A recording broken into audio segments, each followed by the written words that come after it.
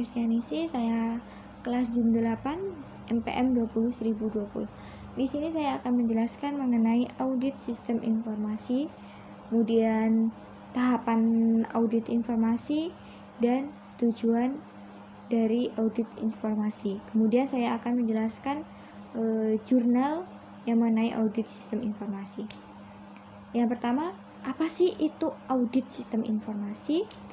Audit sistem informasi itu merupakan proses pengumpulan data, bukti penilaian untuk menentukan apakah sistem dapat mendorong untuk mencapai tujuan organisasi yang diinginkan secara efektif dan menggunakan sumber daya secara efisien.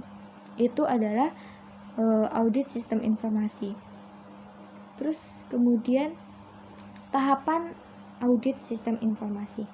Tahapan audit sistem informasi di sini ada 5. Yang pertama itu perancangan audit. Perancangan audit di sini melakukan investigasi terhadap klien. Jadi di sini itu kita mencari tahu atau menggali informasi mengenai latar belakang klien. Kemudian yang kedua ada pengujian pengendalian.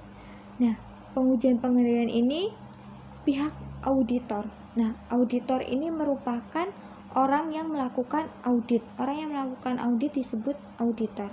Nah, di sini pihak auditor akan melakukan tes kontrol yang tujuannya untuk mencegah tambahan biaya. Oke, tahapan yang ketiga adalah pengujian transaksi. Nah, setelah kita melakukan tes kontrol, nah di sini kita melakukan evaluasi transaksi. Di sini mencegah terjadinya kesalahan, misalnya dalam laporan keuangan. Tuh, ada beberapa hal yang nggak tercatat dalam laporan keuangan. Nah, di sini perlu melakukan pengujian transaksi. Kemudian yang keempat, pengujian keseimbangan atau hasil keseluruhan dari perusahaan. Nah, dalam hal ini auditor akan melakukan atau menghitung keseluruhan biaya perusahaan dari persediaan fisik, utang, dan aktiva tetap perusahaan. Nah, kemudian yang kelima adalah penyelesaian atau akhir dari audit. Dalam hal ini, ruang lingkup audit sistem itu umumnya lebih fokus pada seluruh sumber daya informasi yang tersedia, seperti aplikasi, infrastruktur, personal, dan informasi. Nah, kemudian kita akan membahas mengenai tujuan. Apa sih tujuan audit informasi itu? Tujuan audit informasi yang pertama adalah mengamankan aset. Apa aja aset yang ada di dalam perusahaan? Misalnya software, hardware, SDM atau sumber daya manusia, dan file data. Yang kedua adalah menjaga integritas data.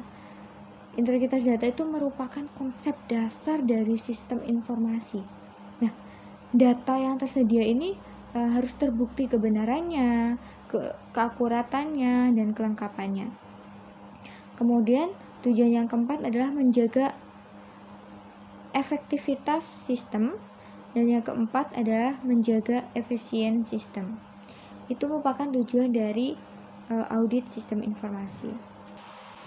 Di sini saya akan menjelaskan mengenai audit sistem informasi absensi pada PT Sinar Pratama Agung menggunakan kerangka kerja COVID 4.1.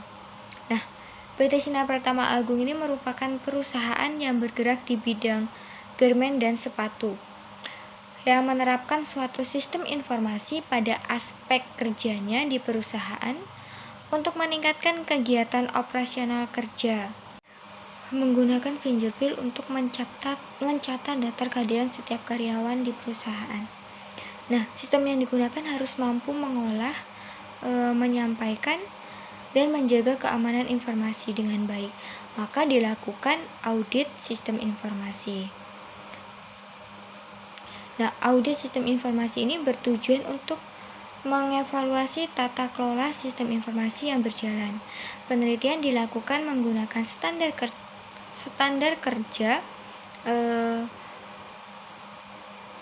standar kerangka kerja COVID 4.1 untuk tata kelola IT.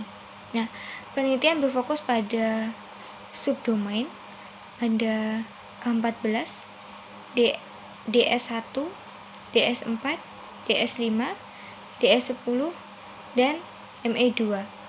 Keenam subdomain ini untuk pengumpulan data, penelitian ini menggunakan teknik observasi, wawancara, dan kepustakaan. Teknik analisis data yang digunakan adalah maturity level. Dari hasil penelitian ditemukan bahwa DS5 itu berada pada level 309, DS4 dan DS10 itu berada pada level 3, kemudian DS1 berada pada level 2,83, A14 berada pada level 2,75, sedangkan ME2 berada pada level 1,71. Nah, nilai tertinggi berada pada DS5 yang hasilnya 3,09 dan nilai terendah pada ME2 itu dengan nilai 17.4. Demikian yang dapat saya jelaskan mengenai jurnal yang saya